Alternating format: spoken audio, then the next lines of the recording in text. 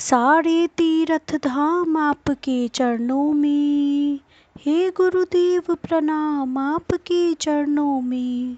जय गुरु जी संगत जी। गुरु जी के श्री चरणों में कोटि कोटि प्रणाम और गुरु जी की प्यारी प्यारी संगत को भी जय गुरु जी। मैं आशा करती हूँ कि आप गुरु जी की दिव्य आभा, जिसमें गुरु जी के फिज़िकल टाइम के ही सभी सत्संग हैं, वो ये सारे सत्संग आप बड़ी ही ध्यानपूर्वक और पूरा सुन रहे हैं और अपनी सेवा, जो गुरुजी की ये प्लेलिस्ट और वीडियो और संगत को सेंड करने की सेवा भी कर रहे होंगे।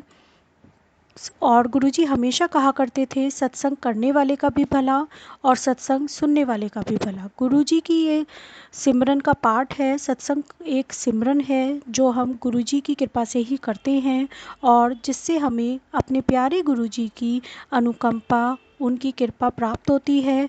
और मैं आशा करती हूँ कि गुरुजी मेरे और अपने सभी भक्तों के सभी कष्ट दूर करें और हमें अपने चरणों से हमेशा हमेशा जोड़े रखें। जय गुरु जी। ये गुरु जी की दिव्याभा का छठा सत्संग है।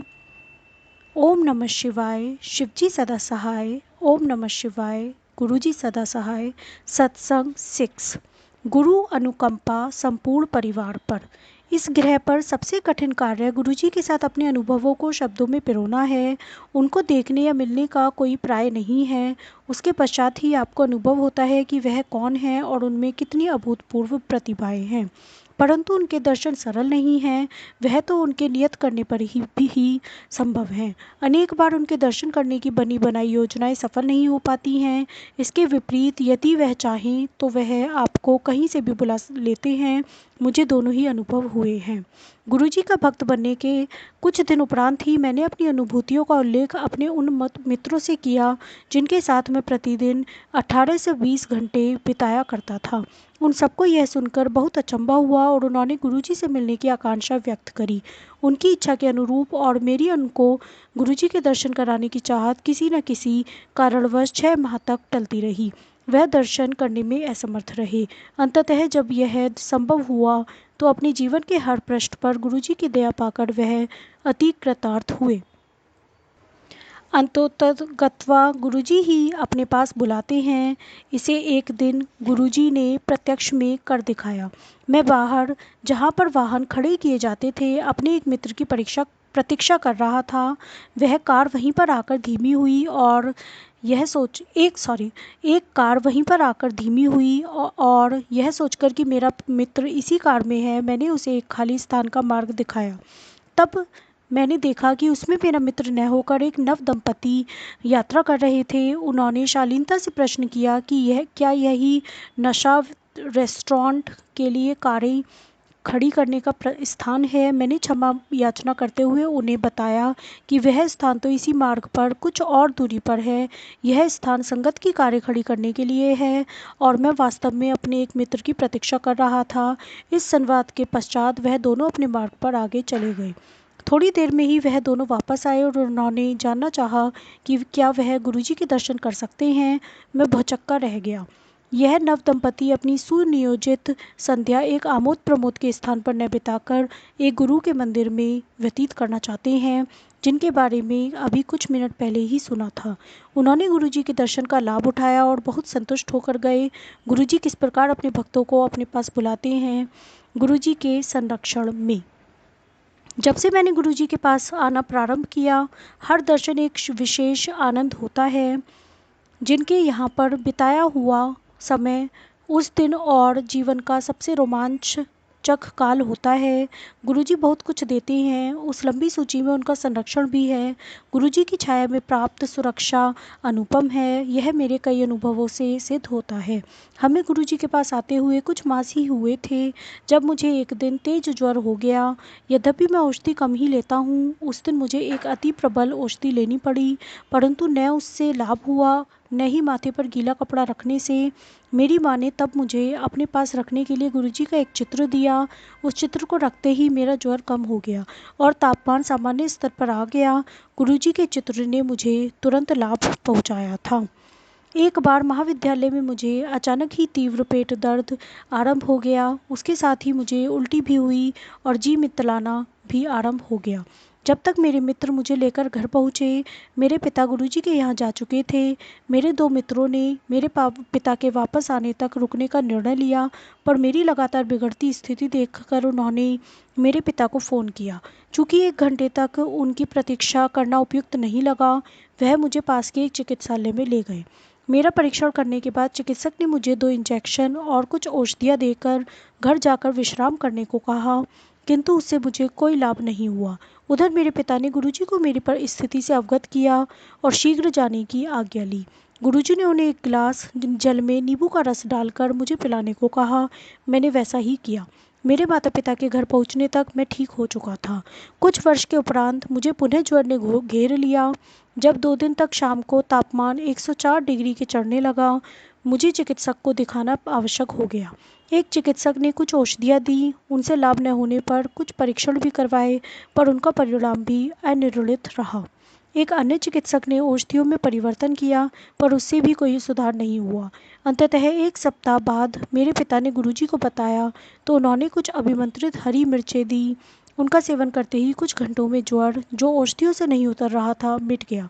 गुरुजी की दया के अतिरिक्त और किसी से यह संभव नहीं था।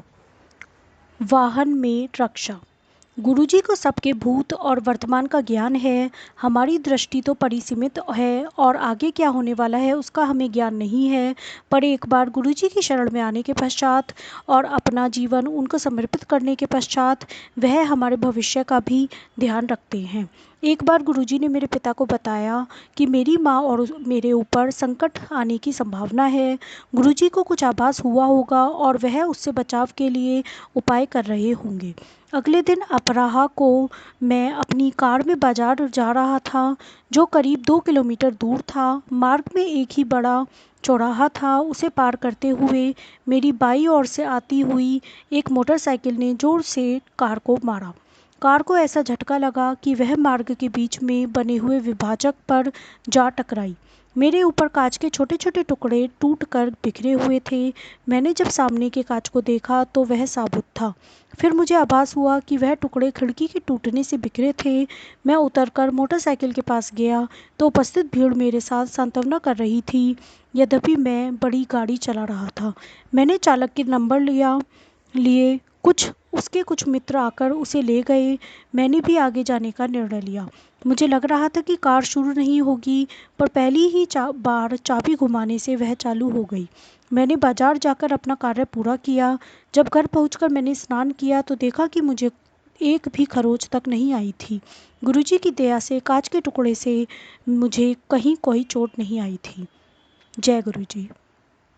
उस संध्या को जब हम एक संबंधी की कार में गुरुजी के पास पहुँचे तो गुरुजी ने मेरे पिता को कहा कि वह चिंता न करें, केवल कार ही क्षतिग्रस्त हुई है और यह ध्यान देने योग्य है कि बेटे को कोई खरोच तक नहीं लगी है। कार को देखकर कोई यह विश्वास नहीं कर सकता था कि उसके चालक को कोई चोट नहीं लगी है। कार को बहुत अधिक नुकसान हुआ था। उसका पूरा बायां हिस्सा बदलना पड़ा और उसके ठीक होने में 1 सप्ताह का समय लग गया। केवल गुरुजी ही यह 100% सुरक्षा दे सकते थे। शीत ऋतु में एक संध्या को गुरुजी के यहाँ जाते हुए जब मैं कार चला रहा था, अचानक ब्रेकों ने काम करना बंद कर दिया। यदि यह नोएडा से दिल्ली जाते हुए व्यस्त यातायात में हुआ होता तो निश्चित ही घातक होता, पर यह घटना एक लाल बत्ती पर हुई जब कार बहुत धीमी थी। आधे मार्ग तक आ जाने के बाद हम न तो वापस जाकर कोई और व्यवस्था करने की स्थिति में थे, न ही आगे बढ़ सकते थे। उस समय शाम के 7:30 बज रहे होंगे। अंधेरा हो गया था और ठंडा मौसम होने के कारण किसी मैकेनिक के मिलने की आशा भी बहुत कम थी। परंतु हमें एक मिस्त्री मिल गया जो घर जाने वाला था और उसने सहायता भी करी।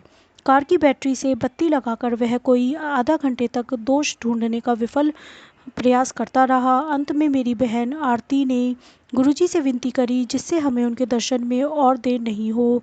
ठीक उसी समय कार के दोष का पता लग गया। शीघ्र ही कार ठीक हो गई और हम गुरुजी के दर्शन की राह पर चल पड़े। जय गुरुजी। जब हमने गुरुजी के दर्शन के लिए जाना आरंभ किया था तब मैं कार चलाना सीख रहा था, पर कभी भी नोएडा की सीमा को पार नहीं किया था। अतः मेरे पिता दोनों दिशाओं में कार चलाते थे। यह नोएडा और दिल्ली के यातायात में एक दिशा में 20 किलोमीटर से अधिक का मार्ग था। उनको एक बार कार्यवश चंडीगढ़ जाना पड़ा और हमारे पास उनके पास वापस आने तक गुरुजी के पास जाने का कोई विकल्प नहीं था। मैं हिचक रहा था, पर माँ और बहन के प्रोत्साहन पर जब मैंने पिता से अगले दिन गुरुजी के पास कार में जाने की आज्ञा मांगी तो उन्होंने तुरंत हामी भर दी। अगले दिन जब मैं माँ और बहन के साथ कार निकाल रहा था तो हमें जहाँ बहन बैठी हुई थी अचानक गुरुजी की उपस्थिति का आभास हुआ। उस दिन जब तक मैं कार चलाता रहा गुरुजी की उपस्थिति बनी रही। लौटते हुए भी यही हुआ। जैसे ही कार को घर पर खड़ा किया उनकी सुगंध लुप्त हो गई। गुरुजी अपने भक्तों का इतना ध्यान रखते हैं। उनके पास जाते हुए उनकी उपस्थिति न केवल उनकी दया और स्नेह के सूचक थे, उन्होंने हमारी रक्षा भी करी और मेरा उत्साहवर्धन भी किया। जय गुरु जी। शुक्राना गुरु जी।